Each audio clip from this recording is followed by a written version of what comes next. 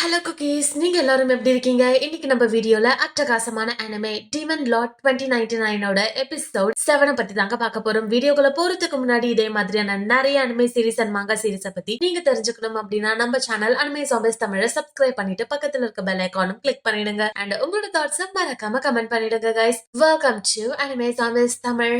இந்த எபிசோட் ஸ்டார்டிங்ல நம்மளோட ஹேக்கர் கேர்ள் அவளோட ஆட்டத்தை ஆரம்பிச்சிட்டாங்க. At the same time demon lord Veldol இப்போ மக்கீனாவை காப்பாத்தினதுக்கு அப்புறமா நீ இங்கேயே வெயிட் பண்ணி சீக்கிரம் இவன் கதையை முடிச்சிட்டு வரேன்னு சொல்லிட்டு மார்க்கஸ் கிட்ட பேசுறாங்க. இங்க பாரு மார்க்கஸ், உனக்கு கடைசி சான்ஸ் கொடுக்குறேன். நீ திருப்பி என்னோட வேசலா மாறுறதுக்கு ரெடியா? இப்போ நீ ஓகேன்னு சொன்னா கூட உன்னை நான் அக்செப்ட் பண்ணிக்கிறேன் அப்படின்னு சொல்றான். பட் இதை கேட்டு கண்டிப்பா மார்க்கஸ் ஓகே சொல்வானா? இல்லவே இல்ல. என்ன நீ பேசிட்டு இருக்க? என்கிட்ட ஃபெமிலியர்ஸ் இருக்கு, பட் உன்கிட்ட அது இல்லவே இல்ல. அது இல்லாம உன்னால மேஜிக்கே யூஸ் பண்ண முடியாது. நீ எப்படி என்ன டிஃபீட் பண்ணிட போறேன்னு சொல்லிட்டு இவன் ஓவரா பேசிக்கிட்டு இருக்கும் போதுதான் டீமன் லார்ட் அகைன் ஒரு விஷயத்தை கேக்குறாரு. சரி, மக்கீனாவுக்கு எதுக்கு நீ இந்த மாதிரியான விஷயத்த பண்ற?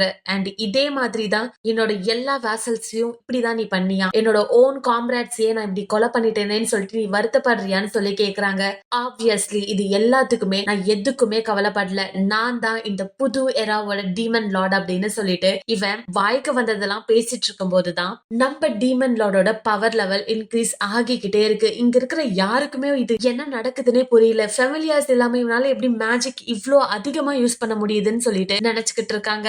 இத பார்த்த மார்க்கஸ் சும்மா விடுவானா? Blood explosion, blood to bomb அப்படின்னு சொல்லிட்டு தன்னோட பவர்ஸ் ஃபுல்லாவே யூஸ் பண்ணிக்கிட்டே இருக்காங்க. ஆனா ஒவ்வொரு வாட்டியும் அவர் திருப்பி வந்துகிட்டே தான் இருக்காரு. இத பார்த்த மார்க்கஸ் என்ன சொல்றானா, இங்க பாரு எவ்வளவு பெத்தட்டிக்கா என் முன்னாடி உட்காந்துக்கிட்டு இருக்கேன்ட்டு. இத பார்க்க சீரியஸ்லி எனக்கு ஒரு சந்தோஷம் கிடைக்கும்னு நினைச்சேன். ஆனா எனக்குள்ள இப்போ எம்டினஸ் மட்டும் தான் இருக்கு. I think it's waste of எனர்ஜின்னு சொல்லிட்டு அங்க இருந்து போக பாக்குறான். அப்பதான் டீமன் லார்ட் அகைன் ஒரு விஷயத்தை கேக்குறாரு. இங்க பாரு, கடைசியா ஒரு வாட்டி கேக்குறேன். டீமன் லார்ட் ஆர்மிக்குள்ள நீ சேர நினைக்கிறியா? திருப்பி என்னோட வேசலா லாயலா எனக்கு இருப்பியான்னு சொல்லி கேக்குறாரு. இத கேட்ட உடனே மார்க்கஸ், இல்லவே இல்ல, உனக்கு கீழே நான் வாழவே மாட்டேன். அண்ட் நீ எவ்வளவு பெத்தட்டிக்கா இருக்க நீ பாக்குறியா இல்லையா? உனக்கு பவரே இல்ல. இங்க பாரு, என்னோட அட்டாக்ஸ் தாங்க முடியாம உன் கை கால் எல்லாம் உடைஞ்சு போயிருக்கு. இப்படி இருக்கும்போது என்ன எப்படி நீ டிஃபீட் பண்ணுவன்னு சொல்லிட்டு பேசிக்கிட்டு இருக்கான். சரி, ஓகே, உன்னோட ஆன்சரை நீ எனக்கு சொல்லிட்டல்ல, இட்ஸ் ஃபைன். என்னோட ட்ரூ ஃபார்மை பாக்குறதுக்கு நீ ரெடி ஆயிருன்னு சொல்லிட்டு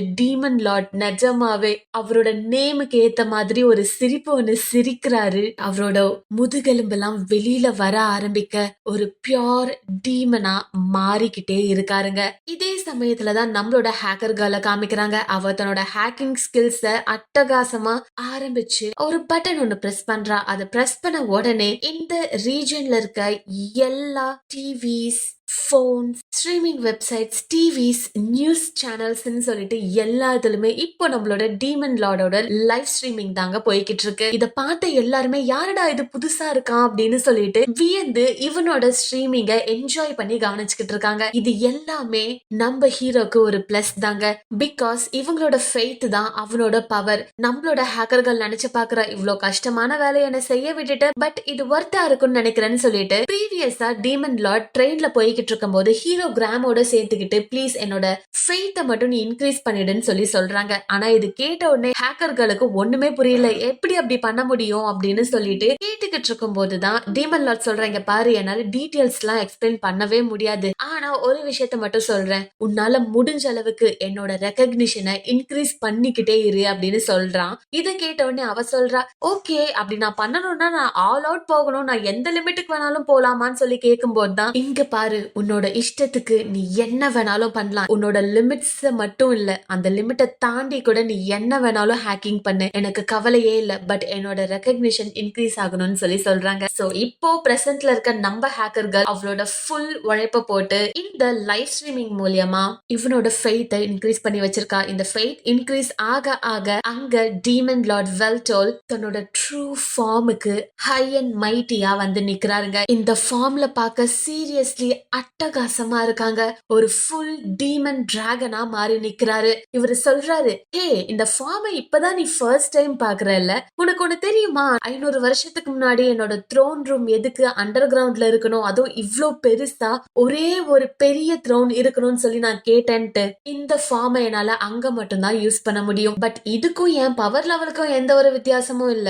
பட் அந்த ரூம் எந்த அளவுக்கு பெருசா இருக்கோ அந்த அளவுக்கு என்னோட ஃபார்மை என்னால பெருசாக்கி ஜாலியா ஃபைட் பண்ண முடியும். அதுக்காக தான் அங்க அந்த மாதிரியான பில்டிங்கை நான் கிரியேட் பண்ணி வச்சிருந்தேன். பட் இங்க எனக்கு அது பிரச்சனையே இல்ல, ஆல்ரெடி அண்டர் கிரவுண்ட்ல தான் இருக்கும். அது மட்டும் இல்லாம உன்னோட ஃபெமிலியா நீ எப்படி கிரியேட் பண்ண அப்படின்ற அந்த ஃபார்முலாஸை இப்போ இந்த ஃபார்ம்ல என்னால பார்க்க முடியுது. பிளஸ் இந்த இடத்துல ஈட்டருக்கு பிரச்சனையே இல்ல, அதனால என்னோட ஃபார்ம் அட்டகாசமா இப்ப இருக்கு. நீ யோசிக்கலாம், என்கிட்ட ஃபெமிலியாவே இல்ல, என்னால எப்படி இவ்ளோ பெரிய மானாவை கிரியேட் பண்ணி மேஜிக் யூஸ் பண்ண முடியுதுன்னு தானே பாக்குற. இந்த ஃபார்ம்க்கு வந்ததுக்கு அப்புறமா எல்லா நெட்வொர்க்ஸ், எல்லா மேஜிக் ஸ்பெல்ஸும் என்னால புரிஞ்சுக்க முடியுது. சோ இதை யூஸ் பண்ணி ஃபெமிலியா இல்லாமலே என்னோட ஓன் இன்டென்ஷன் மூலியமா நான் உள்ள என்ன நினைக்கிறேனோ அது இங்க மேஜிக்கா வந்துகிட்டு இருக்கு. சோ இனிமே எந்த பிரச்சனையும் எனக்கு கிடையவே கிடையாது. உன்னை அழிக்கிறது மட்டும்தான் என்னோட ஒரே ஒரு நோக்கம்னு சொல்லிட்டு இருக்கும் போதே மார்க்கஸ் என்ன பண்றானா, தன்னோட பிளட் ஸ்குவாட யூஸ் பண்ணிக்கிட்டே இருக்கான். அவனோட பாம் டெக்னிக்ஸ், எக்ஸ்ப்ளோஷன் டெக்னிக்ஸ்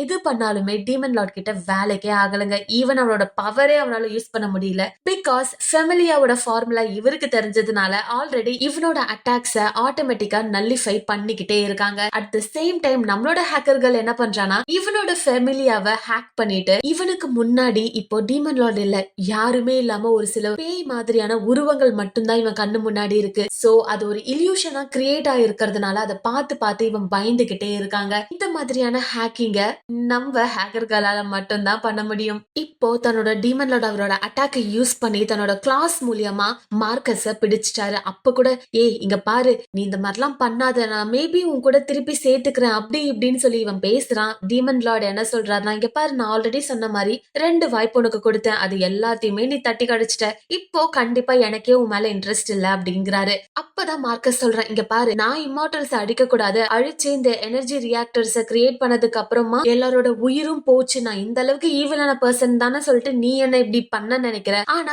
எனக்கும் உனக்கும் இப்ப என்ன வித்தியாசம், நீயும் அதே தானே பண்ற, சோ நீ பண்றதுக்கும் நான் பண்றதுக்கு என்ன வித்தியாசம், இந்த மாதிரி ஹெய்னஸான ஆக்டர்லாம் நீ பண்ணாதன்னு சொல்லி சொல்லும் போதுதான் டீமன் லார்ட் வெல்டோல் சொல்றாரு, ஏய் நீ ஒரு விஷயத்த மறந்துட்டியா என்ன, நான் ஒரு டீமன் லார்ட், நான் ஹெய்னஸ் ஆக்ட்ஸ் பண்றதுக்குன்னே பிறந்தவன், சோ நீ என்ன ஒரு லாஜிக் என்கிட்ட பேசினாலும் வேலைக்கே ஆகாதுன்னு சொல்லிட்டு அவனை அந்த ரியாக்டருக்குள்ள தள்ளி விட்டுடுறாங்க. சோ இப்போ அவன் கதை முடிஞ்சு போச்சு. அவன் இறந்ததுக்கு அப்புறமா தான் டீமன் லார்ட் தன்னோட நார்மலான ஃபார்முக்கு வந்துட்டு ஆஸ் யூஷுவல் மக்கினாவோட லாக்கையுமே எடுத்துடுறாங்க. எடுத்ததுக்கு அப்புறமா கிளிம்மர் ஆஃப் லைஃப், இததான் ஹீரோ டீமன் லார்ட போட்டு தள்ளுறதுக்கு முன்னாடி இந்த வார்த்தைகளை சொல்லியிருப்பாரு. அதே விஷயத்த இவன் யோசிச்சு பாக்குறான். எஸ், இந்த கிளிம்மர் ஆஃப் லைஃப் தான் நான் என்னோட இம்மார்டல்ஸ் கிட்டையும் உன்கிட்டயும் பாக்குறேன் மக்கீனா அப்படின்னு சொல்லிட்டு கிட்ட வந்துகிட்டு அவளோட கண்ணத்தை பிடிச்சுக்கிட்டு, உன்னை காப்பாத்திட்டேன், எனக்கு இப்பதான் நிம்மதியா இருக்கு, என்னோட ஃபார்ம் உனக்கு பயம்புறுத்துற மாதிரி இருந்துச்சான்னு சொல்லி கேட்கும் போது ஆமா அப்படின்னு இவ சொல்றா. But still